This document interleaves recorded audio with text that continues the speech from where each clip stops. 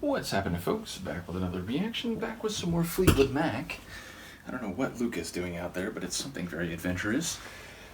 And the next track in the playlist on the live album The Dance from 1997 is Say You Love Me. Now, I've reacted to the studio or recorded version of this, and I remember when I did, people commented that it was one of their earliest recordings or one of the earliest tunes they wrote together. And I remember it being a Christine McVie song. And I think someone's take on the lyrics was that it's sort of sarcastic because, the woman's aware she's being manipulated.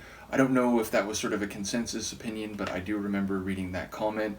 But yeah, my recollection of the recorded or studio version is that it has kind of their trademark sound. It's, a bit folksy and country, but it has the sort of smooth pop sound at the same time. So yeah, I do wonder, because I think people said it was recorded in like 76 maybe, or 75.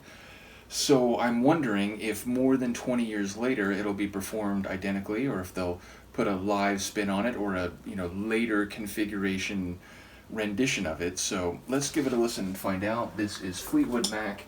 It's a live performance of Say You Love Me from the 1997 live album The Dance.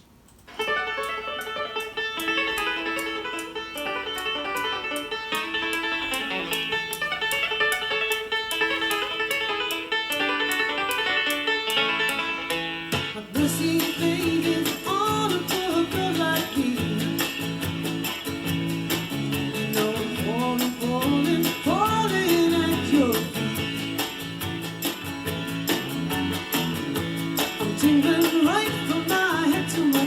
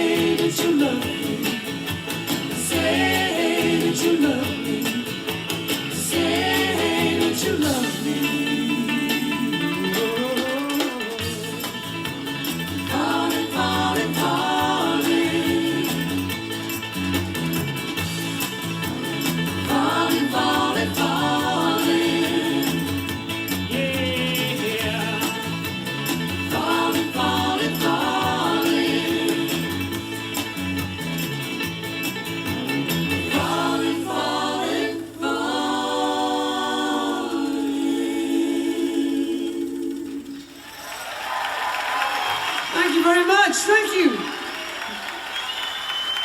About for John Levy on vocals. Yes. First time ever.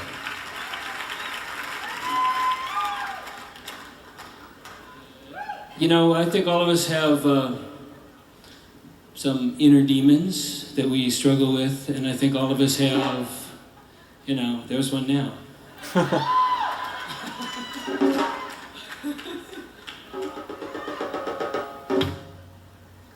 I knew he was going to get a drum solo in there somewhere. I think.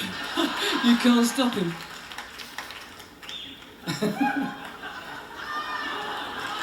It's coming out. I was talking about my demons, not yours. We all have them. But there's all been times when we've let them get the best of us, probably, as well. I think it's just important to remember that no one falls into a simple set of labels. It's even more important, I think, to learn from your mistakes and to fight for the positive choice. So that's what this song is about. Yes. It's called My Little Demon. More on that next time. Again, it's interesting to me when live albums are cut that way. You'd think, and I get it, like sometimes between songs, a band will talk about the song they just played.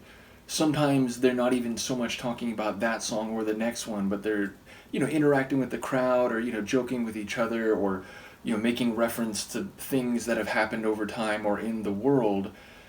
But especially when the inter-song comments relate to the song that's about to happen, you'd think on a live release they would cut that with the next tune, the tune that those comments relate to. Now on a record it doesn't really matter because there's grooves for the different tracks, but it can be sort of continuous. But on a CD where you are cutting them as distinct, or rather tracking them as individual units, you'd think you would attach that to the next song, not to the previous one. Nevertheless, I enjoy hearing that banter and sort of the joking with each other, even as he's making a serious point, which I think is very sympathetic. The idea that everyone does have their own demons, they can make bad choices, but having the strength and integrity to keep trying to make the positive choice in future circumstances. It's part of the human endeavor, and it's a very human impulse to want to do that. So I enjoy his comments there. As for the song Say You Love Me, I feel like, number one, it's such a catchy chorus, and I believe it's one of the tunes when I went through the Greatest Hits album where it's oh wait, I didn't know it by name, but I do think I've heard this before, if I'm remembering that right. And again, the chorus, it's just very catchy, and as I said, I think it is indicative of their kind of wheelhouse sound, where it feels a bit rural and country, but it also has the smooth pop sound as well. I will say, I think it was a banjo. Is that instrument prominent in the studio version? Because I don't remember it being quite that prominent. Secondarily, the backing vocals felt a bit more robust and significant, and in the latter stages, I swear you can hear Stevie, as part of those supporting vocals, her voice comes through. And again, I think it's a song that, as I've come to know them, which admittedly, I get they have a huge discography, and I've gone through, one studio album, albeit, I think, one of their more famous ones with Rumors, and then the Greatest Hits album. So, my knowledge or my ability to say this is, limited, but it feels like this song, as I said, is very much in their center lane. It's what they do really, really well, and I think this song is indicative of that.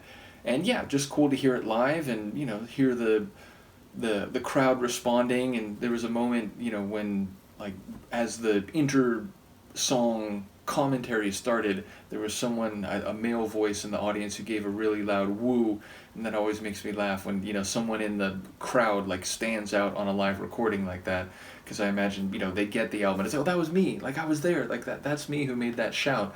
There's the Subhumans here, this very album, Live in a Dive, there's one of my favorite songs of theirs, and I think one of their most famous songs is Subvert City, and they start playing it in this Live in a Dive recording, and someone shouts out fucking rock and roll. And like every time I hear that, I wonder, like, because presumably that person eventually bought this album, and it's like, that was me, man, that was me on that recording. But yeah, again, I think this is a really cool tune. I'm very much looking forward to the next one, given the introduction we just had. So let me know what you think, and I'll be back for that one soon. Peace.